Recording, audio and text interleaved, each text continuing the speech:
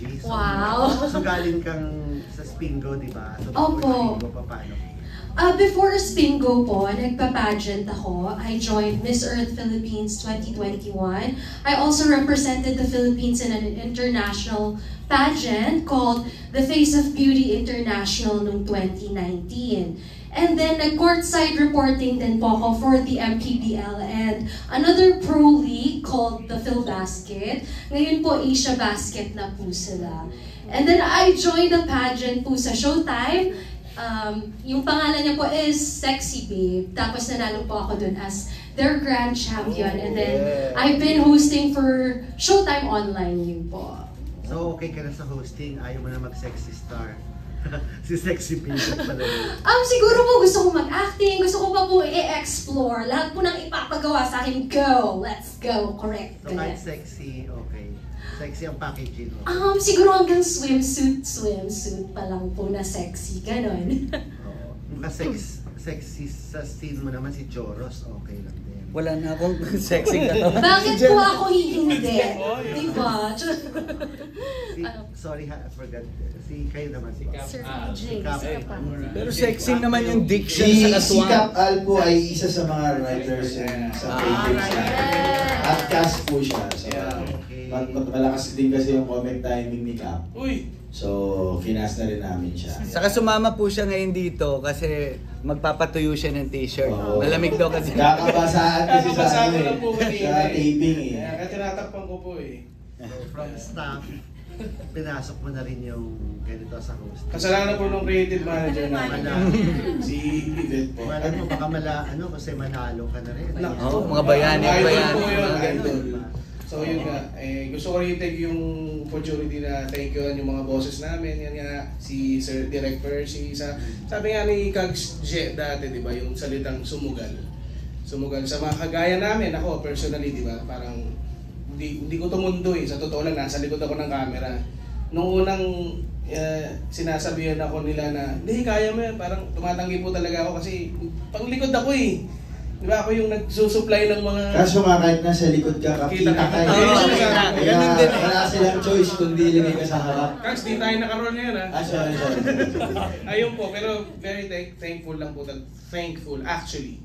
Kahit try ka ganyan na talaga look mo or ginawa yung for this particular. Hinahanap ko lang po yung mukhang siraulo lang ako. So, mukhang ito rin po yun. Tawag nga po nila dito, antena ng ibis look. So, sana yung mga bata, kung gusto nyo, gayahin nyo, bahala kayo.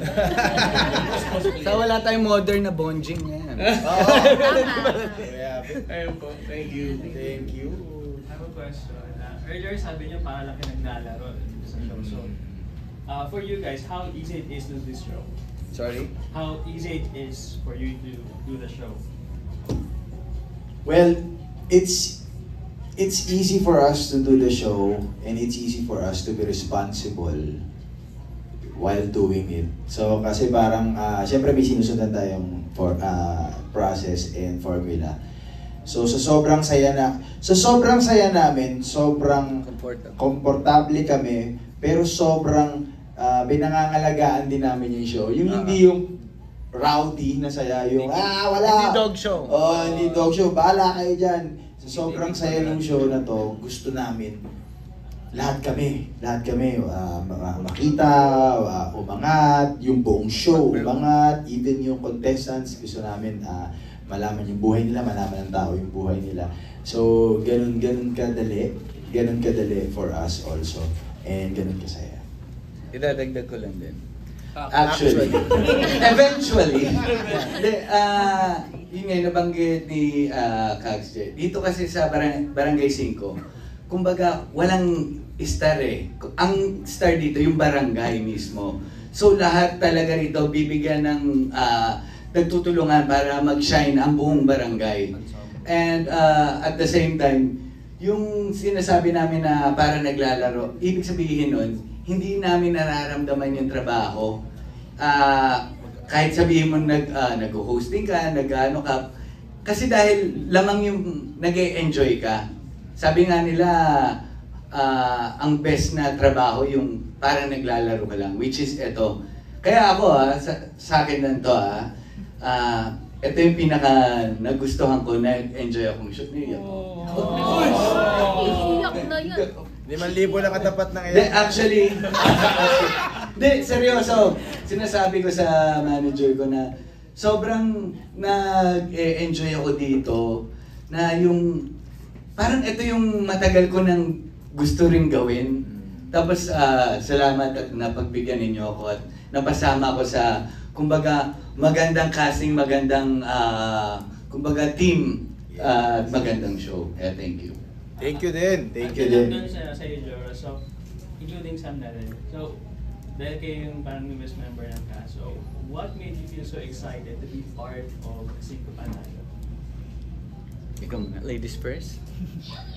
With the twang and diction. With the anam. Unang-una po, nung nalaman ko pong kasama na talaga ako, I was just so ecstatic, tsaka wow, may words na naman ako! Ecstatic and grateful lang po talaga. Tapos ang nakuha ko pang role, which is si Queen, parang ako lang talaga. So, parang nakarelate kagad ako na parang naglalaro lang po yung characters namin. Ayun. Sana nasagot ko po yung... Masaya po talaga. Ayun. Ayun, katulad ng nasabi ko kanina, right after nung first taping ko, yun nga, tumawag agad ako sa sabi ko, ninong ko kasi, manager ko, si Sir Noel, sabi ko, ninong, gusto ko tong show na to, kumbaga, sobrang blessing ito, at sobrang, yun nga, alam niyo yung, kapag, di ba minsan nagkakaroon ka ng trabaho, tapos okay, trabaho, ganyan. Pero ito kasi parang nakikita ko yung future, yung malayo yung mararating nito.